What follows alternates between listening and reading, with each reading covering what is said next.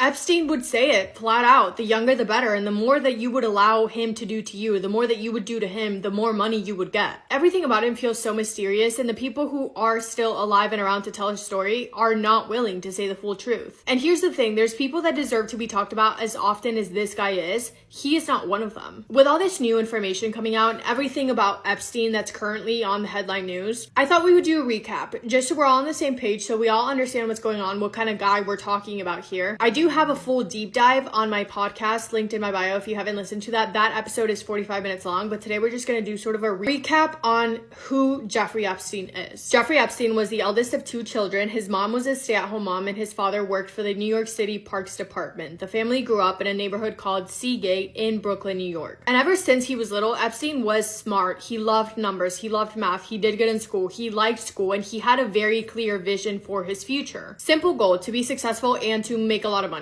He graduated high school in 1969. He went on to one college, then transferred to NYU. He was there for 3 years and left, never finished his degree. At 21 years old and with no degree in 1974, he became a teacher teaching math and physics at the exclusive Dalton School in Manhattan. He wanted to work there, to teach there, because the wealthy kids went there. He wanted to have access to them. He wanted to make connections to America's wealthiest families who sent their children to that school. And 2 things stand out in regards to his time there. One, that students always claimed that Epstein paid more attention to the female students and was really creepy and weird around them. But 2, that his intentions of crossing paths with wealthy people worked, because it was thanks to one of the students' parents that Epstein was able to land a job at Bear Stearns. Bear Stearns was a major American investment bank and financial services firm. Epstein then worked as a trader and financial analyst at Bear Stearns for 5 years. Then, when he was around 27 years old in 1981, he left to go do his own thing. And what exactly did he do? In simple terms, I guess Epstein claimed that he was basically a wealth manager. He helped rich people manage their money, manage their finances, but he was always sus, because remember I said he was always very book smart, but he never got a degree. Somehow he was able to get his foot in the door just by making the right connections, but sus, because he never had an office, he never had a list of employees, a client list, or any official records of investment for that matter. He did that for a couple of years until 1988 when he launched his own consulting firm, J. Epstein and Company, and one of his most prominent clients there was billionaire Leslie Wexner. Leslie Wexner was the founder of a business empire, the business empire that owned Victoria's Secret, Bath & Body Works, Abercrombie & Fitch, etc., etc. He's still alive, actually. He's 87 years old, and according to Forbes, his net worth is over $9 billion,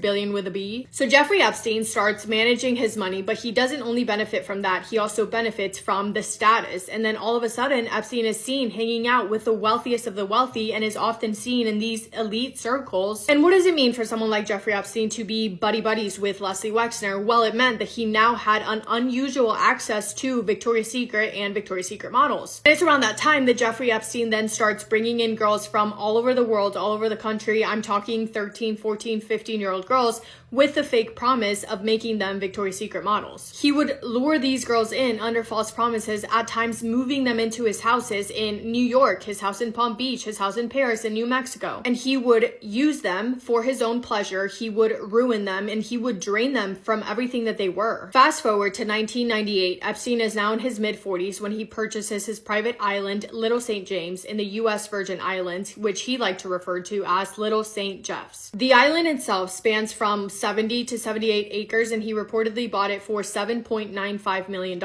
He buys it and basically gives it a makeover, building different cottages all throughout, adding a swimming pool, multiple swimming pools, tennis courts, importing 40-foot tall palm trees, a private helipad, you named it. Everything that you can think of was on that island. He also hires staff members on his island for literally anything that you can think of, and his staff members would later say that one of the weird things, because a lot of weird things happen on that island, one of the weird things is how many underage girls were seen constantly coming and going. Some of the pilots said that underage girls were seen routinely flying in and out of the island. But Epstein, his staff members, and the girls that he was routinely flying in and out of the island, it does not even begin to cover how much traffic the island got. Because Epstein would also invite his friends there, business partners or acquaintances, whatever, and for what reason, we can't be certain, but we can assume. And based on some of the flight logs, allegedly, we know, or we can assume, that some of the people who visited the island at one point or another included people such as Bill Clinton, Michael Jackson, Rupert Murdoch, Leslie Wexner, Courtney Love, Janice Dickinson, Ted Kennedy Jr., etc., etc. Ghislaine Maxwell, she was also a person who frequented the island. She was Epstein's supposed unsolicited girlfriend, but she was basically his right-hand woman. And one of Ghislaine's main jobs was to recruit and essentially manage the girls who were brought onto the island. She would coordinate all travel to the island and then manage their schedules, which meant scheduling massages that they were to give to Epstein. And those massages was just something to call them to cover it up for what it really was. And what it really was full-blown SA. Ghislaine Maxwell was born in France, and she was born into wealth. She was a billionaire's daughter. And I'm talking wealth, like money. Like her childhood home had 51 rooms, if that tells you anything. She grew up attending lavish parties, big events, fancy dinners, galas, grew up around politicians and celebrities, the whole thing.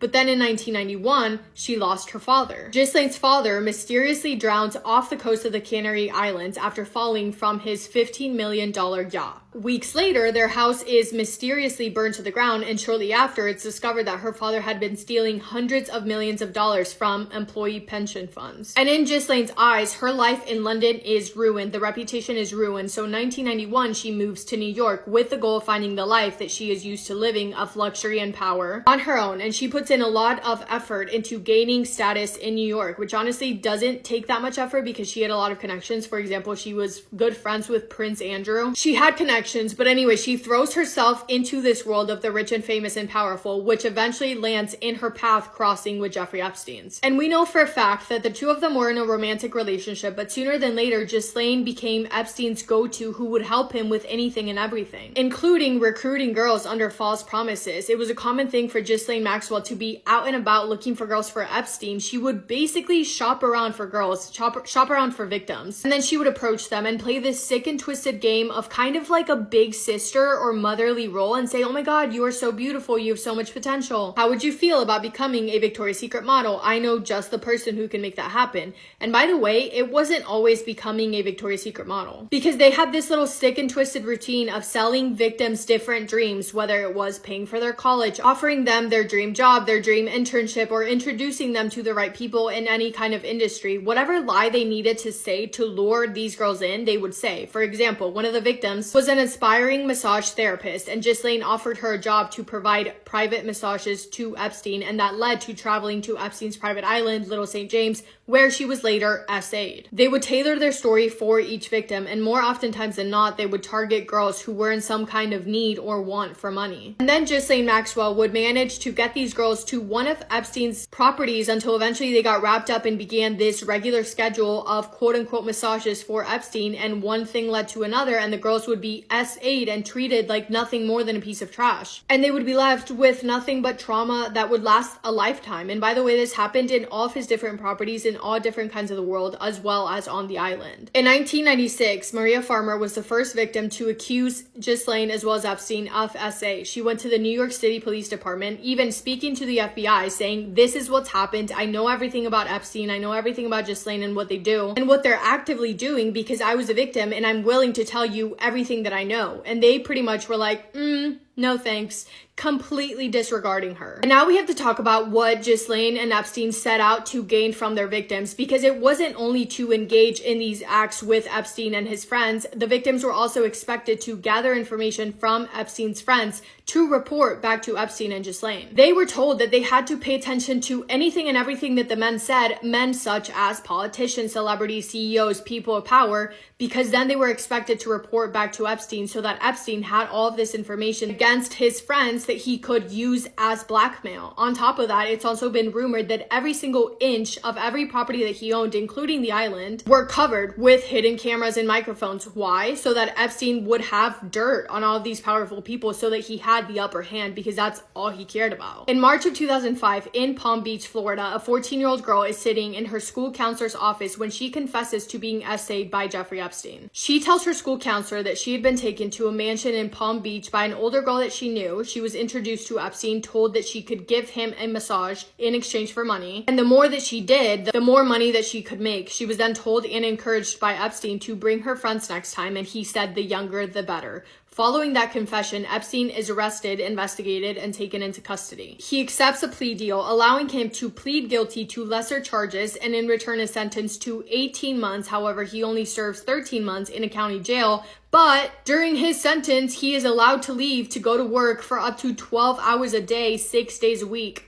But then comes 2018. The Miami Herald publishes a year-long investigative series exposing everything, most notably exposing the full details of Epstein's plea deal, and in turn bringing up the many stories of many victims who had never spoken publicly about their experience with Epstein. And then on Saturday, July 6th of 2019, Jeffrey Epstein is arrested by the NYPD and the FBI as he walked off his private jet and back onto US soil from his travels. He's arrested and charged with conspiracy to commit and girls and was being held in New York in custody awaiting trial. And while in custody, he's absolutely losing his mind. He's going insane, and I'm talking insane. Like, he's sitting in his cell, rocking back and forth, whispering things to himself, not doing well. He was so noticeably unwell that he was put on watch to make sure that he wouldn't do anything to himself. However, he's arrested Saturday, July 6th, and August 10th, so just a little bit over a month after his arrest, Epstein is found deceased in his cell. His death ruled an unaliving. However, this is highly controversial. Either you believe that he did do it to himself or you don't, and you think that foul play was involved. And new information has come to light. New information keeps getting released. I'm talking like earlier this month in September, which is why I'm making this video, but let's backtrack for a sec. As far as his death being ruled an unaliving,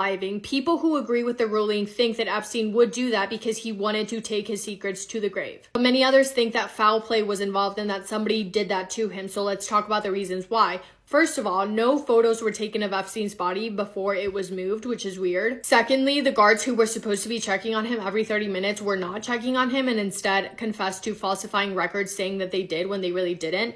Third, the cameras surrounding his cell were not working, which is one of the things I want to talk about, so hold on. But very quickly, fourth, he was also supposed to have a cellmate, but his got transferred and he didn't get a new one. And fifth, the fact that Epstein's brother got a second autopsy done, and according to him, the results from the second autopsy that they got done showed that his injuries did not align with his death being ruled unaliving. But let me know what your thoughts are on that because I'm curious. But Epstein is arrested. Ghislaine Maxwell goes on the run, but she's arrested by the FBI in 2020, facing multiple charges to her role in facilitating everything that Epstein did. In 2021, she's found guilty on 5 out of the 6 federal charges and is sentenced to 20 years in prison, meaning her release date would be in 2037. And in court, Ghislaine states, quote, "It is the greatest regret of my life that I ever met Jeffrey Epstein," end quote. Okay, so that's like an overview of the case. If you always see, like, I'm sure every single one of you has heard Jeffrey Epstein's name, but if you don't know why or how, that's kind of the backstory on his lore, I guess. But like I said, new information is being released on what feels like the daily, and I have to still catch up on everything that has been released. I know that earlier, like maybe last week, 33,000 pages of documents were released, but apparently only fewer than 1,000 were new information released to the public. I have to look into that. But the reason why I'm making this video is because a lot of the reason why people think that he didn't unalive himself is because there was missing camera footage. However, surveillance footage has just been released of a previously missing 1-minute clip showing outside of Epstein's cell the night he was found deceased. So when people were saying that maybe someone snuck into his cell and that's why the cameras weren't working because it was a big cover-up, that missing footage has now been released. So that theory is now out. I've also been seeing so many clips on my For You page of survivors and victims coming out to finally say their full story and finally publicly speaking about everything that they endured, which is amazing. And I'm not going to sit here and pretend that I know what's going on with the survivors and the victims and everything like that. I still need to look at what has been said and what is planning to be done, if anything. But I just kind of wanted to give you guys an overview of